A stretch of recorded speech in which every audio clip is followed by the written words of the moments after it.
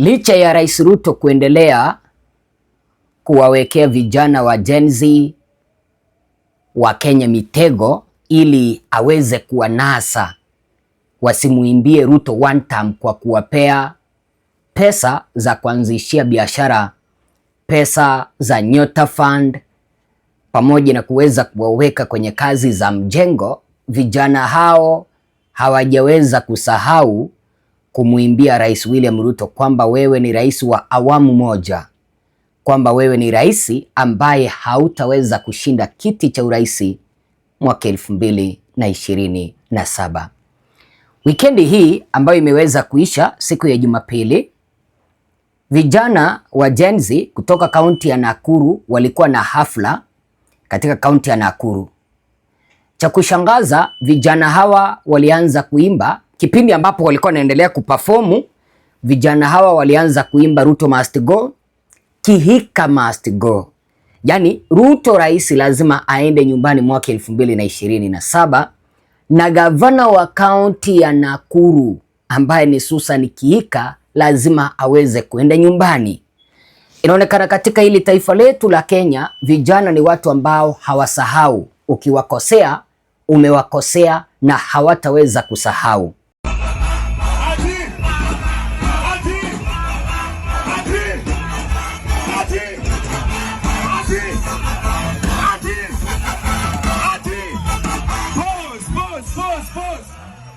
Weka mkono hapa.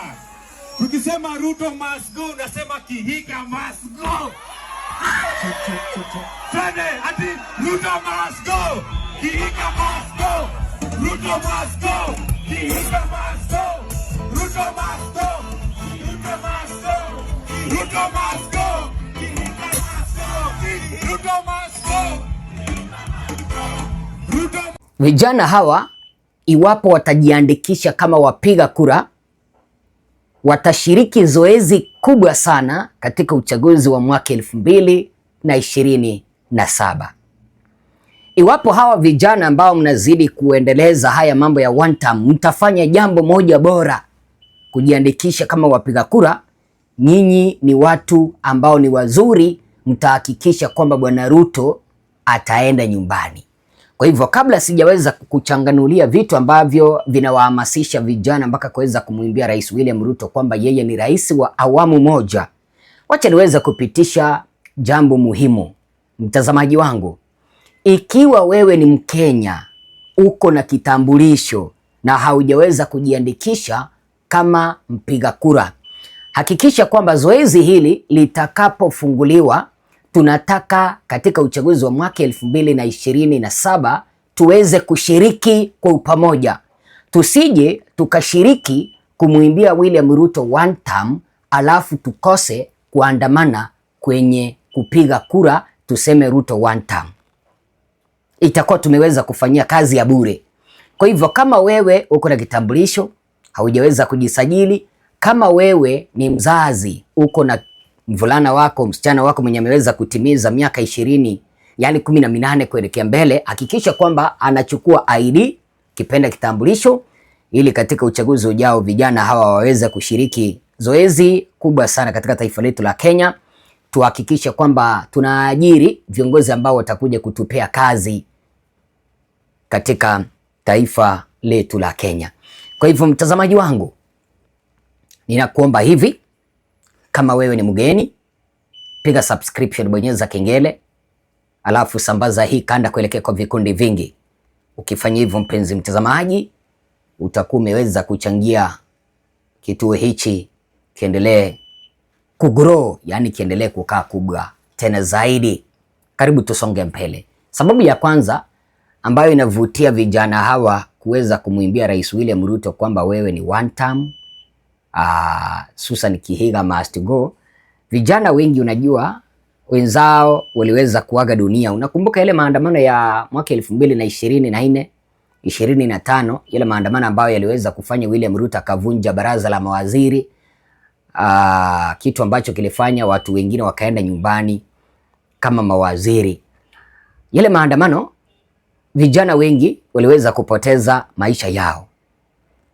Vijana wengi hawakuweza kusikilizwa ujumbe ambao walikuwa nao, haswa ujumbe wa kukataa ushuru mkubwa, ujumbe wa kukataa matumizi mabaya ya hela za mwananchi, haswa ushuru. Vijana hawa hawakuweza kusikilizwa. Kila ambacho waliweza kukataa michango kanisani, mahala ambapo wanasiasa wanatoa pesa kubwa, na ukiweza kuangalia mishahara ambayo wanapokea na zile pesa ambazo wanatoa kanisani ni nyingi zaidi. Sasa badala ya serikali kuwasikiliza vijana, wengine wakapigwa marisasi. Mliona jinsi ambavyo vijana waliuawa nje ya bunge la kitaifa, kipindi ambapo walikasirika kukataza wabunge bana, wacha kupitisha mswada ambao mnaongeza ushuru. Vijana wakakasirika, wakaingia ndani ya bunge, wengi waliuawa pale. Sasa kitendo hichi cha vijana wengi kuuawa kimewakasirisha vijana mpaka sasa hivi, na wanasema kwamba hawajaweza kusahau. Na mimi ninaomba vijana wenzangu, endapo mnasema kwamba hamtasahau, hakikisha kwamba mnajiandikisha kama wapiga kura. Hizi nyimbo ambazo tunaimba kwamba Ruto must go, tuweze kuhakikisha kwamba tunaziimba katika kituo cha kupiga kura. Tusije tukawa kwamba tunaimba nyimbo hizi kwamba Ruto must go kwenye tamasha mbalimbali, alafu napata kipindi cha kwenda kupiga kura hatupo na kura. Sijui kama unanielewa. Kitu cha pili ambacho kinakasirisha vijana ni jinsi ambavyo pesa zinachafuliwa katika taifa letu la Kenya, by the way, na ni ushuru.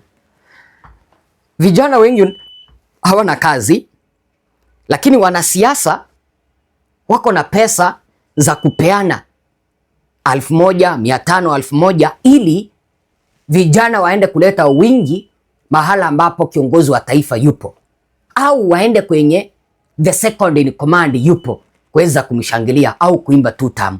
Hasa vijana hawa wanauliza hivi, pesa za kuongana wananchi waweze kuimba tutam na pesa za kuongana vijana waweze kufika kwenye mikutano ziko, lakini pesa za kuwaundia ajira hazipo.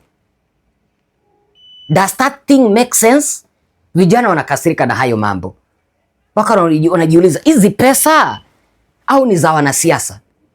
Mbona wasituundia ajira? Mbona wasitupunguzia hata ushuru basi? Kwa sababu ni mambo ambayo vijana wanakasirika nayo. Namba 3, jinsi ambavyo hii serikali inatumia pesa haswa Ikulu ni vibaya sana. Juzi tu Matiang'i aliweza kusema kwamba bilioni 7 zilipatikana Ikulu. Na unaelewa kule Ikulu sio ni benki, hapana.